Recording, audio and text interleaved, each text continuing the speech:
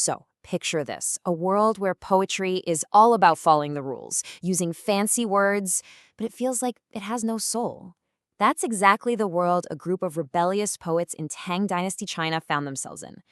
So what do? They look to the past to find a more authentic voice. Today, we're going to dive right into their story. Here's our roadmap for this explainer. We're going to start with the clash of ideals that really sparked this whole rebellion. Then we'll get to know the three masters who led the charge: the philosopher, the visionary, and the reformer.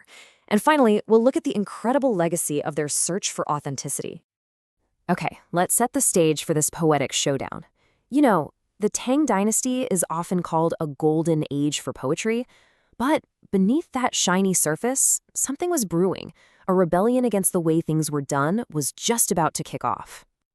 To a lot of poets at the time, the popular, recent style of poetry felt like a cage.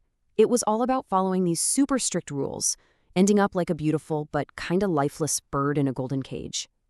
But a new generation was getting fed up. They wanted to break free. They started championing an ancient style that was all about raw, unfiltered emotion and saying what you mean. Now, this wasn't just about copying old poems. Not at all. It was a conscious, artistic choice. It was a mission to strip away all the fluff, all the frills, and get right to the heart of what poetry could really be. Substance over style.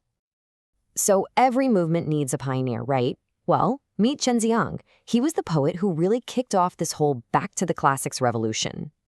Chen Zi'ang was a bit of a poetic minimalist. He really disliked the flowery, decorative language of the court. He wanted something more solid. He actually described his ideal style as having the music of metal and stone, powerful, direct, unadorned. It was the perfect way to get across his big, philosophical ideas. And this is absolutely key to understanding him. For Chen Zi'ang, there were two ways of experiencing the world. There's just seeing, what your eyes physically perceive on the surface, but then there's beholding, and that's a whole other level. That's about sensing the deeper essence of things, the invisible patterns that connect the whole universe. And this poem right here is his philosophy in action. He's standing on a high terrace, but he's not describing the view. No, he's beholding a kind of vast, timeless emptiness. He feels the crushing weight of eternity, and he does it with such simple, powerful words that they just hit you right in the gut. Okay, let's completely shift gears now. We've met the serious philosopher.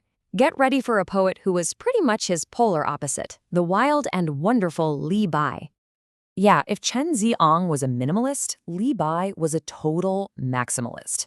His poetry is just this chaotic, fantastic explosion of imagination.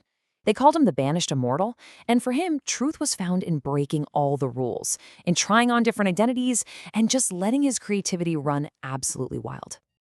I mean, talk about a bold opening line. He kicks off one of his most famous poems by basically declaring, "Hey, I'm a legendary madman, and I'm over here laughing at Confucius."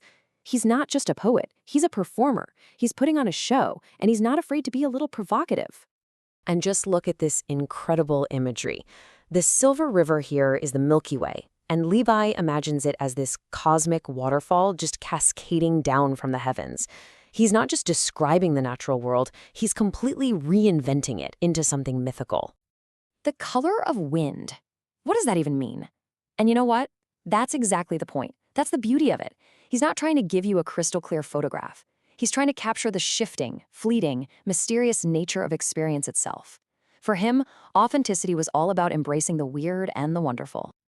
So, we've had the philosopher and the wild visionary. Now, let's meet our third poet, the reformer.